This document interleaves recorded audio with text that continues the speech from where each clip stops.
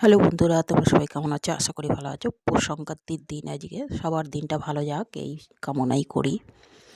তা এখন দুপুর 12টা বাজে, আমি সেই সকাল থেকে পিঠে বানাতে লেগেছি। পাটিসাপটা পিঠে করছি। দেখো, তোমাদের আমি দুটো করে দেখাচ্ছি। অলরেডি আমি সব করে নিয়েছি। তা আমার তো স্ট্যান্ড নাই, হাতে করেই দেখাতে হয়। তা যেটুকু দেখাতে পারলাম দেখালাম। তা আমি কালকে একটা ননস্টিকের কড়াই কিনে এনেছিলাম পাটিসাপটা পিঠে বানানোর জন্য। তাতে হলো না, লাস্টে আমার এই পুরনো কড়াইটাই হলো, যেটাই আমি প্রতিদিন রান্না করি সেটাই করলাম পিঠেগুলো। এতেই আমার ভালো হলো। বৃথাই আমার 500 টাকা দিয়ে ননস্টিকের কড়াই কেনা হলো, ওতে হলো না লাস্ট পর্যন্ত। তো দেখো, এরকম করে নিচ্ছি আমি। প্রথমে গুঁড়িটাকে মানে 1 বাটি চালের গুঁড়ি নিয়েছিলাম, আর 1 বাটি ময়দা, দুটো সমান সমান নিয়েছি। আর হাফ বাটি দিয়েছি সুজি, দিয়ে গুঁড়ো চিনি দিয়েছিলাম, আর দুধ দিয়ে আর সামান্য লবণ দিয়ে গুলিয়ে 1 ঘন্টা রেস্টে রেখে দিয়েছিলাম।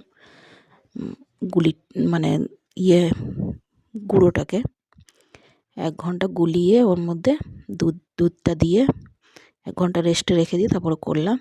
আর পুরের জন্য এখানে নিয়েছি আমি মিষ্টি, কালাকাঁদ মিষ্টি, আর নারকোল, আর খেজুরের গুড়, আর দুধ দিয়ে আগে কড়াইতে টেলে নিয়ে পুরটা বানিয়ে রেখেছিলাম, দিয়ে একে একে সব করে নিলাম।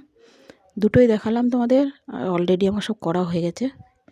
তো এতেই আমার এই কড়াইতেই ভালো হলো, বৃথাই শুধু ননস্টিকের কড়াই দেখালাম। বন্ধুরা, ভালো লাগলে ভিডিওটা লাইক শেয়ার করতে ভুলবে না।